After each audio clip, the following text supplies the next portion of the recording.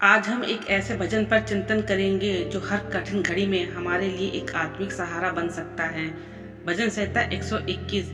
यह भजन छोटा है, केवल 8 पदों का, लेकिन इसकी गहराई और भावनात्मक शक्ति अनंत है। यह हमें बताता है कि जब हमारे जीवन में अंधकार छा जाता है, जब हम संघर्षों में घिर जाते हैं, तब एक शक्ति है जो हमें थामे रहती है। वह है हमारा परमेश्वर।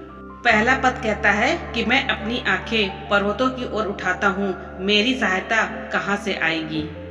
भजन का पहला पद ही एक गूंजता हुआ सवाल है, ऐसा सवाल जो हम सबने कभी न कभी अपने जीवन में पूछा है। जब जीवन की कठिनाइयां हमें चारों ओर से घेर लेती हैं, जब समस्याएं इतनी बड़ी लगती हैं जैसे पर्वत, तब हम ऊपर देखते हैं, एक आशा की किरण खोजते हैं। यही मानवीय स्वभाव है। जब जमीन डगमगाने लगे तो नजरें आसमान की ओर उठती हैं। मेरी सहायता यहोवा की ओर से होती है, जिसने आकाश और पृथ्वी को बनाया। यह दूसरा पद हमारे उस सवाल का जवाब है। हमारी सहायता कहीं और से नहीं, बल्कि उसी परमेश्वर से आती है जिसने यह ब्रह्मांड रचा है। सोचिए, जिसने आकाश की विशालता और पृथ्वी की जटिलता बनाई, वही हमारे जीवन की उलझनों को भी सुलझा सकता है, क्योंकि उसका सामर्थ्य अनंत है। पर यह सिर्फ शक्ति की बात नहीं है, यह विश्वास की बात है, यह भरोसे की बात है कि कोई है जो हमारे लिए खड़ा है, जो हमें देख रहा है और हमें छोड़ता नहीं है। तीसरा पद कहता है, वह ना तो तेरे पांव फिसलने देगा, न तेरा रक्षक ऊंघेगा। इस पद में एक अद्भुत आश्वासन है। परमेश्वर हमारी रक्षा करता है निरंतर। वह ना तो थकता है, न ऊंघता है, न सोता है। हम मनुष्य थक जाते हैं, टूट जाते हैं, लेकिन वह नहीं। उसका प्रेम, उसकी चौकसी निरंतर चलती रहती है। कितनी सुंदर बात है ना, जब रात को हम गहरी नींद में होते हैं और हमें अपनी सुरक्षा का होश नहीं होता, तब भी वह हमारी रखवाली करता है। वह हमारा चौकीदार है जो कभी छुट्टी नहीं लेता।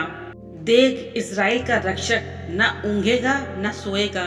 यहाँ इज़राइल का मतलब केवल उस समय की यहूदी जाति नहीं है, ये सबके लिए है। हम सब जो परमेश्वर पर विश्वास रखते हैं, उसकी संतान है, और वह रक्षक जो न ऊँघता है न सोता है, हमेशा हमारे साथ है। यहोवा तेरा रक्षक है, यहोवा तेरी दाहिनी ओर तेरी छाया है। अब यह भजन और भी व्यक्तिगत हो जाता है। अब यह कह रहा है, तेरा रक्षक। यह सामूहिक नहीं, व्यक्तिगत वादा है। वह परमेश्वर जो पूरे ब्रह्मांड का रचयिता है, वह मेरा रक्षक है। तेरी दाहिनी ओर तेरी छाया है। क्या बात है। छाया कभी आपसे अलग नहीं होती। जहां आप जाते हैं वहां वह जाती है। यह छवि हमें बताती है कि परमेश्वर हमारे इतना निकट है जितना हमारी छाया। कोई दूरी नहीं, कोई विलंब नहीं। ना तो दिन को सूर्य तुझ पर छाया करेगा, न रात को चंद्रमा। यहाँ दिन और रात, दिनों की बात की गई है, यानी जीवन के हर समय में, हर परिस्थिति में परमेश्वर की सुरक्षा हम पर बनी रहती है। चाहे वह बाहरी संकट हो या आंतरिक संघर्ष, वह हमें आघात से बचाएगा। सूर्य और चंद्रमा प्रतीक हैं। सूरज का ताप दिन के संघर्ष और भाग दौड़ का प्रतीक है, वही चांद रात के डर और अंधकार का प्रतीक है। लेकिन भजनकार कहता है, तू न डर, कोई तुझे हानि नहीं पहुंचा सकता। यहोवा तुझको सब प्रकार की विपत्ति से बचाकर तेरे प्राण की रक्षा करेगा। यहाँ परमेश्वर केवल शारीरिक रक्षा की बात नहीं करता, यह आत्मा की रक्षा की बात है।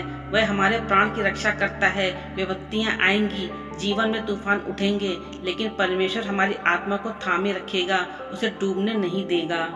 सोचिए, अगर परमेश्वर हमारे प्राण की रक्षा कर रहे हैं तो फिर हम किस बात से डरें। यहोवा तेरे आने जाने में तेरी रक्षा अब से लेकर सदा तक करता रहेगा। और अंत में एक शानदार निष्कर्ष, अब से लेकर सदा तक। परमेश्वर का साथ कोई अस्थायी सौदा नहीं है। ये आज, कल और युगों तक चलता है। जब हम घर से बाहर जाते हैं, जब हम जीवन की राहों पर बढ़ते हैं, वह हमारी रक्षा करता है।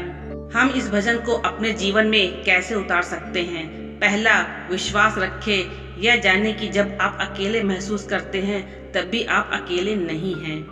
दूसरा, प्रार्थना करें। जब पर्वत जैसे संकट आए, आंखें ऊपर उठाएं, ऊपर से सहायता आती है। तीसरा, धैर्य रखें, क्योंकि परमेश्वर न ऊँघता है न सोता है। भले ही देर हो, लेकिन उसका उत्तर अवश्य आता है। चौथा, शांति में रहे, क्योंकि आपकी रक्षा एक ऐसी शक्ति कर रही है जो सृष्टि की रचयिता है। भजन संहिता 121 एक गीत नहीं, एक वादा है। यह भजन हमारे जीवन में यह भरोसा भरता है कि हमारा जीवन, हमारी आत्मा, हमारे पथ सब परमेश्वर की निगरानी में है। वह हमारे साथ है हर समय, हर परिस्थिति में। जब आप परेशान हो तो इस भजन को पढ़िए, इसे अपनी आत्मा में बसा लीजिए। कहिए, मेरी सहायता यहोवा की ओर से होती है, जिसने आकाश और पृथ्वी को बनाया। यही विश्वास, यही भरोसा हमारे जीवन की सबसे बड़ी दौलत है।